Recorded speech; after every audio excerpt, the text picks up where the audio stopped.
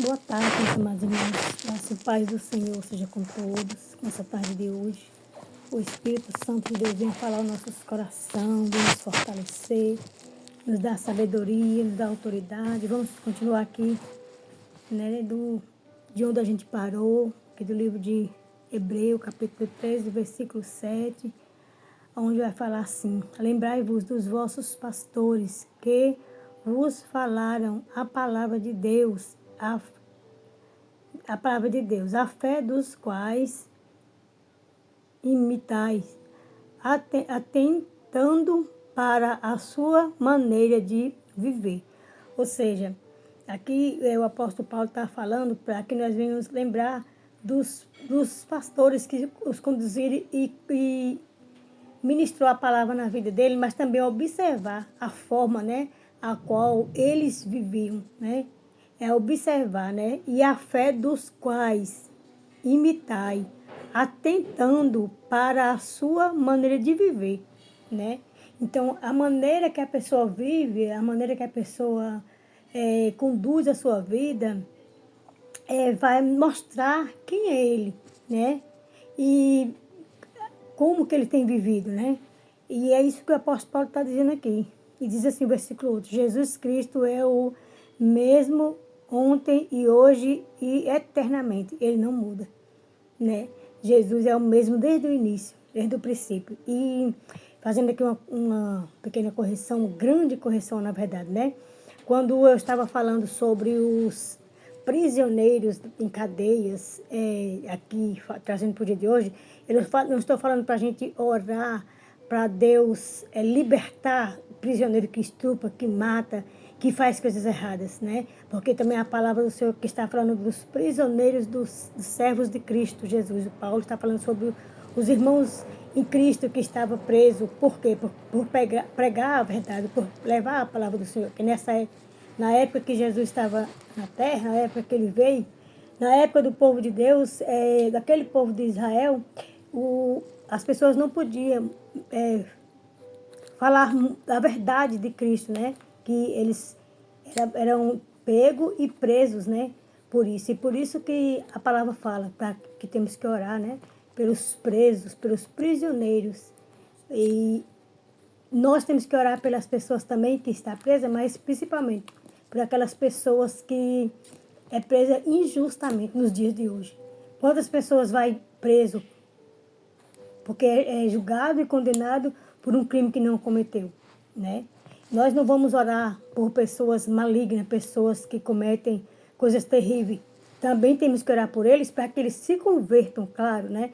Mas não orar para que uma pessoa que cometeu um mal absurdo fique livre. Não, para isso não. Eles têm que se converter dos seus maus caminhos, como a palavra do Senhor diz, né? Convertei-vos dos vossos maus caminhos. Perdão. Então é isso, né? E a palavra que está falando, que fala que a gente tem que orar pelos presos, os presos que foram presos por amor à palavra de Deus, né? Aqueles que ainda existem, aqui no nosso país não existe, graças a Deus, mas nos países lá fora existem muitas pessoas. Essa semana eu estava vendo uma mensagem na televisão, na Record, onde foram mortas 80 pessoas. 80, os islamitas chegaram armados na igreja e mataram a tiro. Passou na televisão. Matou 50, depois voltou e matou mais 30. Então, 80 servos do Senhor foram mortos por pregar o evangelho, por pregar a palavra dele. Graças a Deus que aqui você pode ministrar a palavra, né? Ainda existem muitos loucos por aqui também que faz isso, que entra nas igrejas para matar as pessoas, mas o Senhor tem nos dado livramento. E nós temos que orar sim, né, para que as pessoas venham se libertar de si mesmas, da maldade que há dentro do coração, né, em nome de Jesus. E aqui o versículo 8, né, diz assim, que Jesus Cristo, ele é o mesmo ontem, hoje e para sempre. Jesus, ele jamais muda, ele não muda. Aleluia. E o versículo 9 diz assim: não vos deixeis levar em redor por doutrinas variais e estranhas, porque bom é que o coração se fortifique com graça e não com manjares, que de nada aproveitam aos que a eles se entregam. Então não é bom que a palavra está sendo bem clara, não é para que nós vim se vangloriar ou se apegar com falsas doutrinas, porque é o que mais nós temos visto nesses últimos dias, né? As pessoas têm corrido muito atrás de profecia, não a profecia da palavra, mas a profecia de finanças, de coisas boas, né? De ganhar bens materiais. E isso não agrada a Deus, né?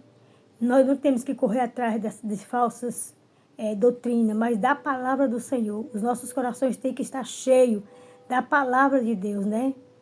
E muitas vezes doutrinas variáveis. Na igreja tem uma doutrina de um jeito, na outra tem outra de outro jeito, mas nós temos que seguir a palavra de Deus, a verdadeira palavra de Deus, que é a que cura, que salva e que nos liberta, né? Então, que nessa tarde nós vamos fazer uma reflexão do que nós temos vivido, né? Porque senão de nada nós vamos aproveitar. Estar na casa do Senhor, lendo a palavra, se nós não buscar a verdade, né? A verdade de Deus, a verdade do Espírito de Deus, né? E o versículo 10 diz assim: temos um altar de que não tem direito de comer os que servem ao tabernáculo, porque os corpos dos animais cujo sangue é pelo pecado trazido pelo sumo sacerdote para o santuário são queimados fora do arraial. E por isso também Jesus, para santificar o povo pelo seu próprio sangue, padeceu fora da porta. Saiamos, pois, a ele fora do arraial, levando o seu vituperior, porque não temos aqui cidade permanente, mas buscamos a futura. Né? Então, nós não estamos aqui, nós não estamos nessa terra, nós não vamos permanecer. Nós temos que buscar a nossa cidade, o nosso lugar futuro e permanente, que é a glória de Deus, o céu, né? Ali onde todos vão viver permanentemente, né? Aleluia.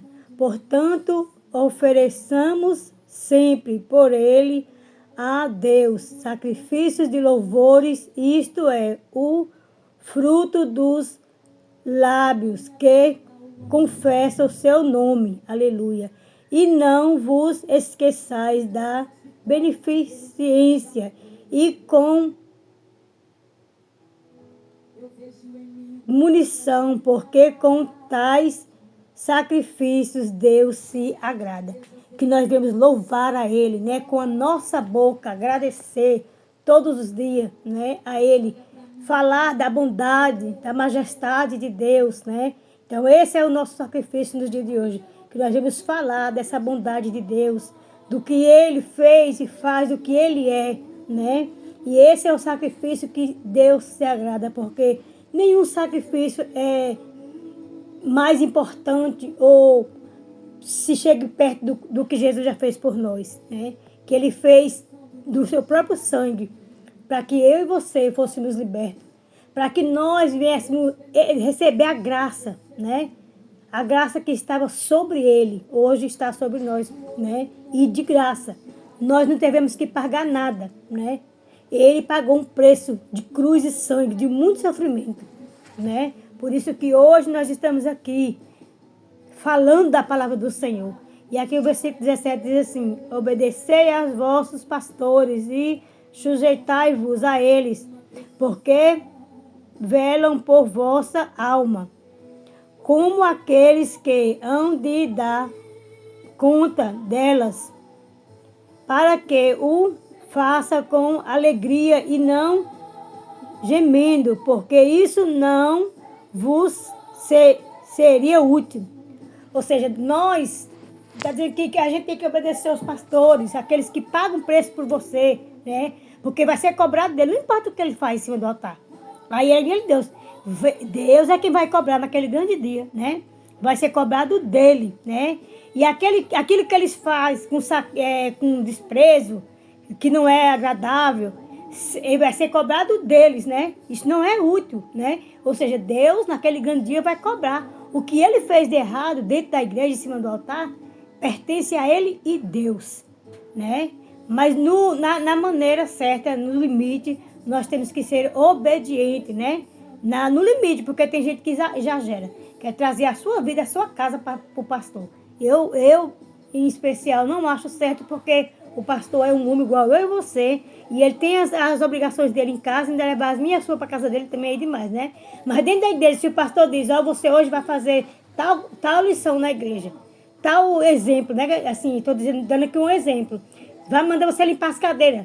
Isso não vai lhe pesar, não vai lhe custar. Então você vai lá e faz, né? Essa obra dentro da casa do Senhor.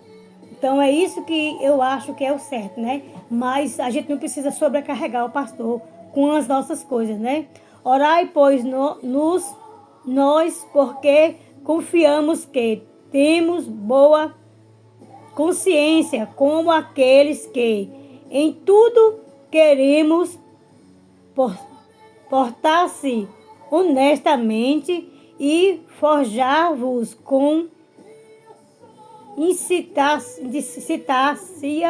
que assim o façais, para que eu mais depressa vos seja ressuscitado. Amém? Então, que nessa tarde nós vamos refletir mais nessa palavra e perseverar em Cristo Jesus, né? Orar a Deus para que Deus venha nos libertar de nós mesmos. E aqui para encerrar no versículo 20, aleluia, e 21, diz assim: votos e saudações finais. Ora a Deus de paz, que pelo sangue do concerto eterno tornou a trazer dos mortos a nosso Senhor Jesus Cristo, grande pastor das ovelhas. Vós aperfeiçoe em toda a boa obra para fazerdes a sua vontade, operando em vós o que perante ele é agradável por Cristo Jesus. Então nós temos que orar para que ele venha nos aperfeiçoar, né? Jesus Cristo venha nos aperfeiçoar naquilo que para ele é bom, perfeito e agradável. Nós temos que orar e pedir a ele, para que ele venha nos aperfeiçoar, amém?